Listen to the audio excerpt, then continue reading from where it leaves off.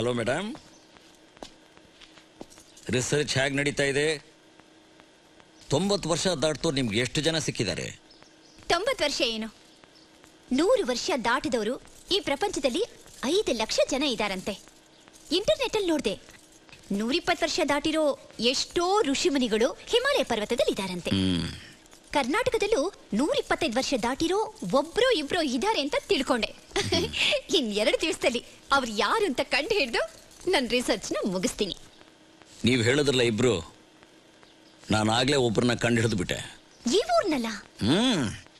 ಇದುವರೆಗೂ ಅವನ ಬಗ್ಗೆ ಯಾವ ಸುದ್ದಿನೂ ಹೊರಗಡೆ ಬಂದಿಲ್ಲ. ಅವನು ಯಾರು ಅಂತ ಯಾರು ನೋಡೇ ಇಲ್ಲ. ಅದು ನನಗೆ ಗೊತ್ತಾಯ್ತು. ಇಷ್ಟು ದಿನ ಅವ್ರ ಬಗ್ಗೆ ಯಾಕೆ ಯಾರಿಗೂ ಗೊತ್ತಾಗಿರ್ಲಿಲ್ಲ? 40 ವರ್ಷಗಳ ಹಿಂದೆನೆ ಅವನು ಬಂದು ಒಂದು ಗುಹೆ ಸೇರ್ಕೊಂಡಿದ್ದಾನೆ. ಇಷ್ಟು ವರ್ಷಗಳಲ್ಲಿ ಅವನ ನೋಡಿ ಜೀವಂತವಾಗಿ ಹೊರಗೆ ಬಂದಿದ್ದು ನಾನೊಬ್ನೇ. ಅವ್ರ ವಯಸ್ಸು 123 ವರ್ಷ. ನೋಡಿದ್ರಾ? ನಿಜವಾಗ್ಲೂ ನೀವು ಅವನ್ನ ನೇರವಾಗಿ ನೋಡಿದ್ರಾ?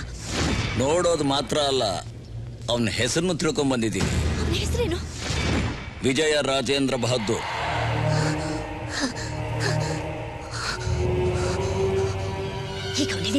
ಇಲ್ಲಿಂದ 96 ಕಿಲೋಮೀಟರ್ ದೂರದಲ್ಲಿರೋ ದೇವದುರ್ಗದ ಹತ್ರ ರತ್ನಗಿರಿ ಬೆಟ್ಟ, ಅಲ್ಲೊಂದು ಗುಹೆಯಲ್ಲಿದ್ದಾನೆ.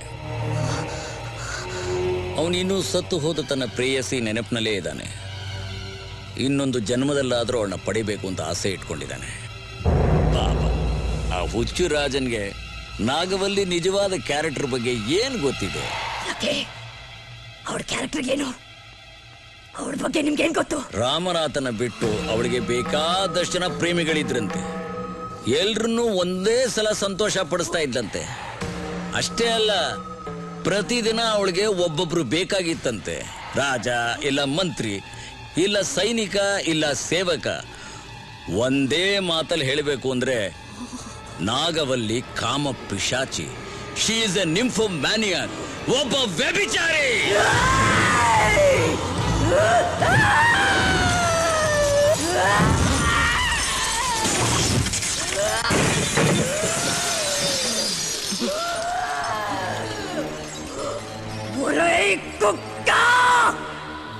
నా గురించి నీకేం తెలుసురా?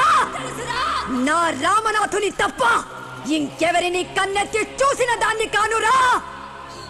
అయ్యో, నా గురించి మళ్ళీ ఏదన్న కథ అల్లావా నిన్ను కాల్చేస్తాను. నేను సర్వనాశం చేయాల్సింది నిన్ను కాదురా, ఆ విజయ రాజేంద్ర బహదూర్ని. వాడి కంటే ముందు నువ్వు బలి అయిపోకురా. ಯಾರು ನೀನು?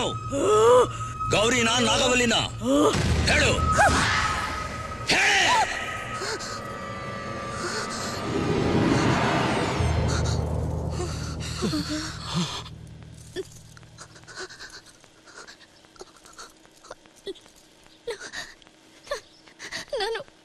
ನಾನು ಏನ್ ಮಾಡಿದೆ?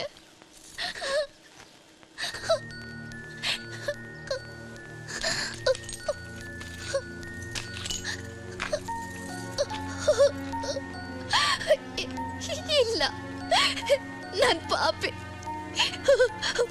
ಮಾಡ್ದೋಡು. ಹೋಗು, ಹೊರಟು ಹೋಗು.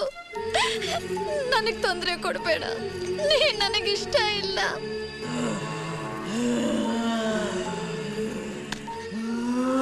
ನೀನ್ ನನಗ್ ಬೇಕಾಗಿಲ್ಲ. ನೀನ್ ನನಗ್ ಬೇಕಾಗಿಲ್ಲ. ಬಿಟ್ಟು ಬಿಡು, ನನ್ನ ಬಿಟ್ಟು ಬಿಡು. ಡಾಕ್ಟರ್, ನನ್ ಕೊಂದು ಬಿಡಿ ಡಾಕ್ಟರ್, ನನ್ ಕೊಂದು ಬಿಡಿ. ಇಲ್ದಿದ್ರೆ ನಾನು ಯಾರನ್ನಾದ್ರೂ ಕೊಂದು ಬಿಡ್ತೀನಿ. Doctor please please.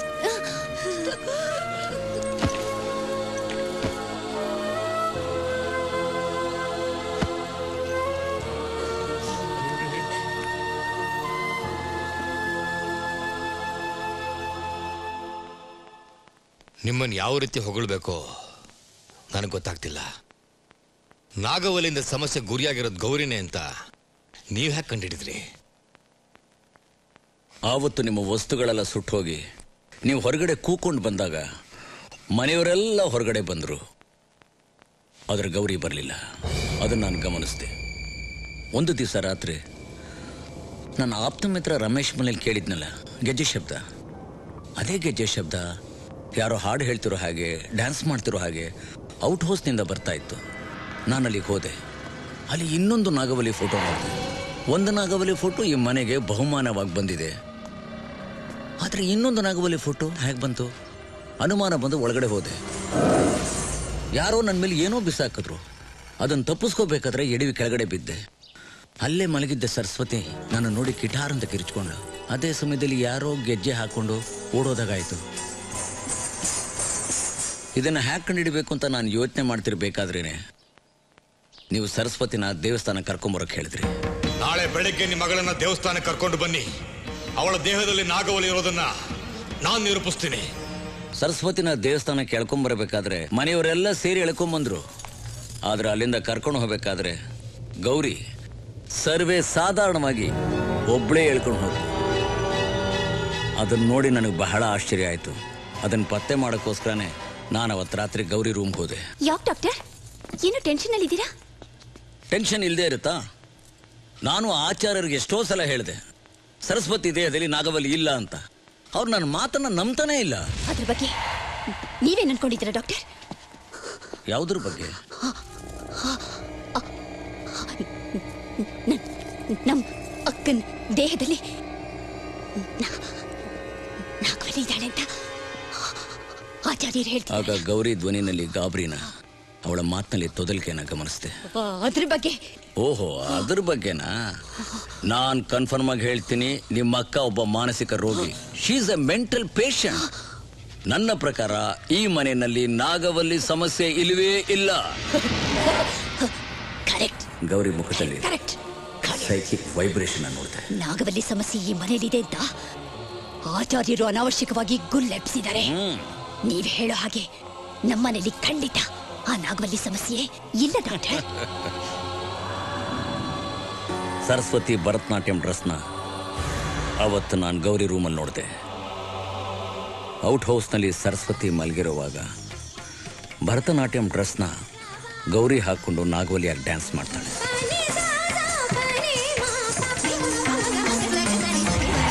ಔಟ್ ಹೌಸ್ನಲ್ಲಿ ಡ್ಯಾನ್ಸ್ ಮಾಡ್ತಿರೋದು ಸರಸ್ವತಿನೇ ಅಂತ ನೀವು ತಿಳ್ಕೊಂಡಿದ್ದೀರಾ, ಆದರೆ ಅಲ್ಲಿ ನಿಜವಾಗ್ಲೂ ಡ್ಯಾನ್ಸ್ ಮಾಡ್ತಿರೋದು ಗೌರಿನೇ. ಗೌರಿದು ರಿಸರ್ಚ್ ಮೈಂಡ್ ಆಗಿದ್ದರಿಂದ ಲೈಬ್ರರಿಗೆ ಹೋಗಿ ಅವಳು ರಾಜನ ಬಗ್ಗೆ ಎಲ್ಲ ವಿಷಯನೂ ಓದಿ ತಿಳ್ಕೊಂಡಿದ್ದಾಳೆ. ನಾನು ಮೊದಲನೇ ಸಲ ಈ ಮನೆಗೆ ಬಂದಾಗ ನನಗೆ ಗೊತ್ತಿದ್ರೂ ಈ ಮನೆಯಲ್ಲಿ ನಾಗವಲ್ಲಿ ಸಮಸ್ಯೆ ಇಲ್ಲ ಅಂತ ಹೇಳಿದೆ. ಅದಕ್ಕೆ ನಾಗವಲ್ಲಿ ದೃಷ್ಟಿ ನನ್ನ ಮೇಲೆ ಬೀಳಲಿಲ್ಲ. ಈ ಮನೆಯಲ್ಲಿ ನಾಗವಲ್ಲಿ ಸಮಸ್ಯೆ ಇದೆ ಅಂತ ನೀವು ಹೇಳಿದ್ರಿಂದಾನೇ ಎರಡೆರಡು ಸಲ ನಿಮ್ಮ ಮೇಲೆ ಕೊಲೆ ಪ್ರಯತ್ನ ನಡೀತು. ಹಾಗಾದ್ರೆ ನಿಮ್ಮ ಮೇಲೆ ಅವತ್ತು ಆಕ್ರಮಣ ಮಾಡಕ್ ಬಂದ್ರಲ್ಲ, ಅವ್ರು ಯಾರು?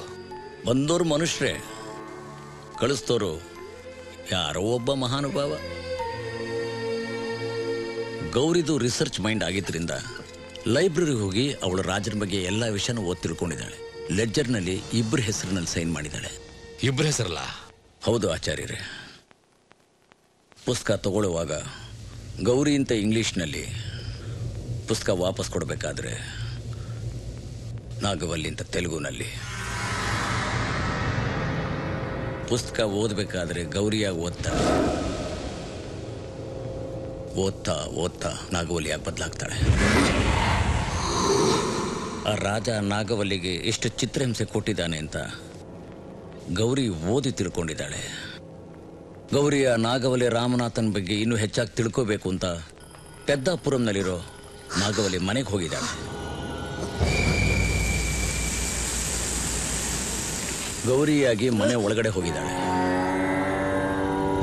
ವಾಪಸ್ ಬರುವಾಗ ನಾಗವಲ್ಲಿ ಫೋಟೋ ಜೊತೆ ಪೂರ್ತಿ ನಾಗವಲ್ಲಿಯಾಗಿ ಬದಲಾಗಿ ಬಂದಿದ್ದಾಳೆ.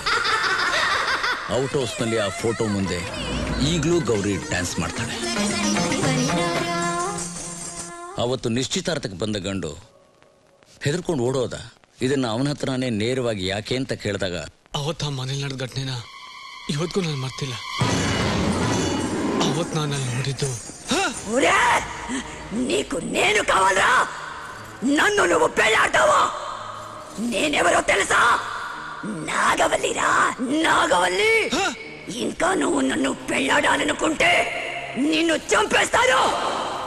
మర్యాదగా ఇక్కడి నుంచి వెళ్ళిపో. ಆ ಗೌರಿನೇ ಇನ್ನೊಬ್ಬ ವ್ಯಕ್ತಿಗೆ ಬದಲಾಗಿದ್ದನ್ನು ನೋಡಿದೆ. ಗೌರಿ ಏನು ತಿಳಿದಿರೋ ಹಾಗೆ ಕೆಳಗಡೆ ಬಂದು ಎಲ್ಲರ ಜೊತೆನೂ ಕೂತ್ಕೊಂಡ್ಲು. ಸರಸ್ವತಿ ನಾಗವಲ್ಲಿ ಫೋಟೋನ ಬಹುಮಾನವಾಗಿ ಪಡೆದ್ಲು.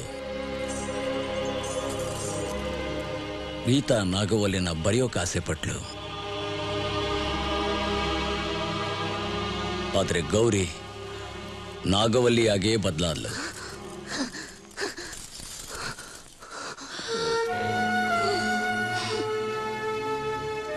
ಒಬ್ಬ ಮಗಳು ಗುಣ ಆದ್ಲು ಅಂತ ಸಂತೋಷ ಪಡ್ತಿರ್ಬೇಕಾದ್ರೆ ಇನ್ನೊಬ್ಬ ಮಗಳು ತೊಂದ್ರೆಯಲ್ಲಿ ಸಿಕ್ಕಾಕೊಂಡಿದ್ದಾಳಲ್ಲ ಡಾಕ್ಟ್ರೆ, ಇದೆಂತ ವಿಚಿತ್ರ. ಹುಚ್ಚಿಯಾಗಿದ್ದ ನನ್ನ ದೊಡ್ಡ ಮಗಳು ಸರಸ್ವತಿನ ನೀವೇ ವಾಸಿ ಮಾಡಿದ್ರಿ. ಈಗ ಗೌರಿನ ಹ್ಯಾಕ್ ಕಾಪಾಡ್ತೀರಿ ಡಾಕ್ಟ್ರೆ? ಹೆದರ್ಕೋಬೇಡಿ, ಸರಸ್ವತಿನ ಇವ್ರು ಗುಣಪಡಿಸಿದ್ರು, ಗೌರಿನ ನಾನ್ ಕಾಪಾಡ್ತೀನಿ. ಹಾಗಾದ್ರೆ ಆ ರಾಜನ್ನ ಇಲ್ಲಿಗೆ ಕರ್ಕೊಂಬರ್ತೀರಾ? ನಾನು ಪೂಜೆನ ಇಲ್ಲಿ ನಡೆಸೋದಿಲ್ಲ.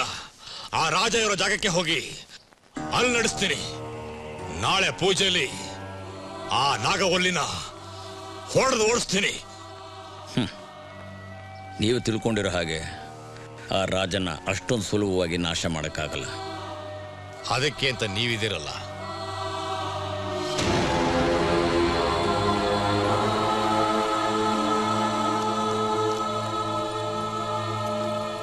ಮಲಕ್ಕೋ, ನೆಮ್ಮದಿಯಾಗಿ ಮಲಕ್ಕೋ. ಈಕೆ ದೇಹದಲ್ಲಿರೋ ನಿನ್ನನ್ನ ನಾಳೆನೆ ಸರ್ವನಾಶ ಮಾಡ್ತೀನಿ.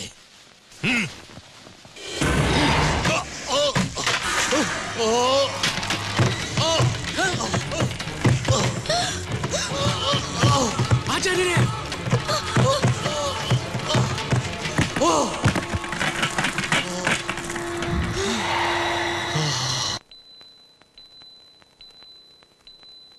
ನಮ್ಮ ಮಗಳನ್ನ ಕಾಪಾಡ್ತೀನಿ ಅಂತ ಧೈರ್ಯ ಹೇಳ್ತಿದ್ದ ಆಚಾರ್ಯರಿಗೆ ಈ ರೀತಿ ಆಗೋಯ್ತು. ಇನ್ನು ಆ ನಾಗವಲ್ಲಿಯಿಂದ ನಮ್ಮ ಗೌರಿನ ಕಾಪಾಡೋರು ಯಾರು? ಅಮ್ಮ, ಸರಸ್ವತಿ, ಗೌರಿ ನೋಡ್ಕೊಂತ ಹೇಳಿದ್ವಲ್ಲಮ್ಮ, ಅವಳೊಬ್ಳನ್ನೇ ಬಿಟ್ಟು ಯಾಕೆ ಬಂದೆ? ನಾನ್ ಮನೆ ಎಲ್ಲ ಹುಡುಕ್ದೆ ಅಮ್ಮ, ಗೌರಿ ಎಲ್ಲೂ ಕಾಣಿಸ್ತಿಲ್ಲ. ಡಾಕ್ಟರ್, ನನ್ ಭರತನಾಟ್ಯ ಡ್ರೆಸ್ಸು ಕಾಣ್ತಿಲ್ಲ, ಅವಳು ಕಾಣ್ತಿಲ್ಲ.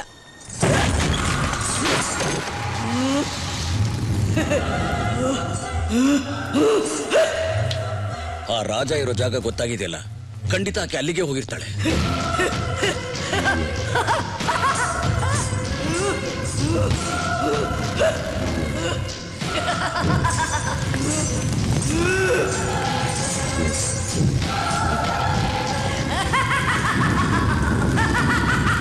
ಡಾಕ್ಟ್ರೆ, ನನ್ ಮಗಳಿಗೆ ಅಮ್ಮ, ಕಾಪಾಡೋ ಪ್ರಯತ್ನ ನಾ ಮಾಡ್ತೀನಿ.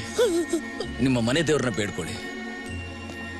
ದೈವ ಶಕ್ತಿ ಮುಂದೆ ಬೇರೆ ಯಾವ ದುಷ್ಟ ಶಕ್ತಿನೂ ಗೆಲ್ಲೋಕ್ ಸಾಧ್ಯ ಇಲ್ಲ. ವಿಜಯರಾಜೇಂದ್ರ ಬಹದ್ದೂರ್, ಬೈಟಿಗೆ ರಾ.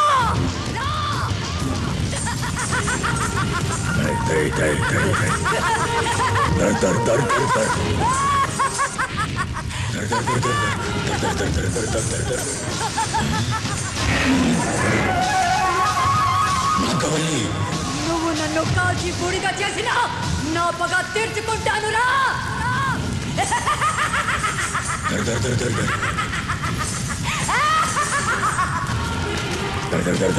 అలా మాట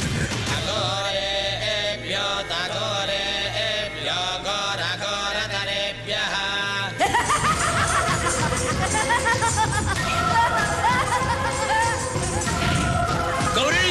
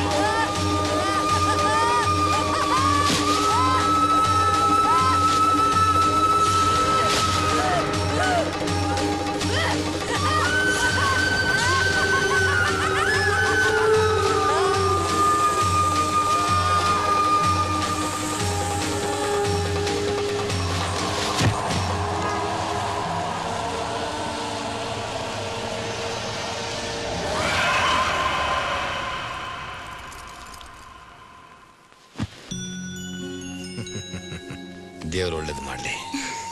ಗುಡ್ ನ್ಯೂಸ್, ನಿನ್ನ ನಿಶ್ಚಯ ಆಗಿತ್ತಲ್ಲ ಗಂಡು, ಅವ್ರ ಜೊತೆನೆ ನಿನ್ನ ಮದುವೆ. ಹ್ಯಾಪಿ? ಡಾಕ್ಟ್ರೆ, ನಮ್ ಗೀತನ್ನು ಮದ್ವೆಗೆ ಒಪ್ಪಿಸ್ಬಿಟ್ರಲ್ಲ, ಥ್ಯಾಂಕ್ ಯು ವೆರಿ ಮಚ್. ಇಬ್ಬರು ಮದುವೆನು ಒಂದೇ ಮಂಟಪದಲ್ಲಿ ಮಾಡಬೇಕು ಅಂತಿದ್ದೀವಿ. ನೀವು ಆಚಾರ್ಯರು ಇದ್ದು ಅವ್ರಿಗೆ ಆಶೀರ್ವಾದ ಮಾಡಿ ಹೋಗಿ. ಸಂತೋಷವಾಗಿ.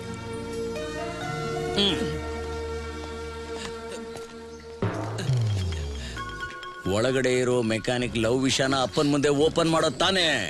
ಮೆಕ್ಯಾನಿಕ್ ಯಾಕೆ? ಏನ್ ತಪ್ಪು? ಕಷ್ಟಪಟ್ಟು ದುಡಿದು ಸಂಪಾದನೆ ಮಾಡಿದ್ನ ಬ್ಯಾಂಕಲ್ಲಿ ಇಡ್ತಾನೆ, ಓಚರ್ನಲ್ಲಿ ಕದ್ದು ಹಣನ ಅಲ್ಲ. ಅಯ್ಯೋ, ಅದೆಲ್ಲ ಬಿಟ್ಟಾಯ್ತು ಡಾಕ್ಟ್ರೆ. ನೀವು ಗೌರಿ ಕಾಯಿಲೆ ಮಾತ್ರ ಅಲ್ಲ, ನನ್ನ ಕಾಯಿಲೆನೂ ವಾಸಿ ಮಾಡಿದೀರಾ. ಅದು ಥ್ಯಾಂಕ್ ಯು. ನೀನು ಪೂಜಾ, ನಿನಗೊಬ್ಬ ಪೂಜಾರಿ. ಇದೋ ಬಂದೆ. ಏನ್ರಿ? ಹೈವೇಲಿ ಸ್ಪೀಡ್ ಆಗಿ ಹೋಗ್ತಾರೆ, ನಮ್ ಲವ್ನ ಹಂಪಾಕಿ ಸ್ಲೋ ಮಾಡಬೇಡಿ. ಸುಮ್ನೆ ತಮಾಷೆಗೆ. ಇದೇನಿದು? ನಿಮ್ ಗ್ಲಾಮರ್ನ ಸ್ವಲ್ಪ ಶಿಫ್ಟ್ ಮಾಡ್ಕೊಂಡೆ. ಇರೋದೇ ಹಂಚ್ಕೊಳಕ್ ತಾನೆ.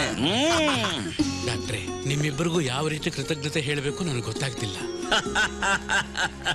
ಕೃತಜ್ಞತೆ ಹೇಳ್ಬೇಕಾಗಿರೋದು ನಮಗಲ್ಲ, ಅವ್ರಿಗೆ, ನಮ್ಮ ಆಪ್ತರಿಗೆ, ನಮ್ಮ ಆಪ್ತ ರಕ್ಷಕರಿಗೆ.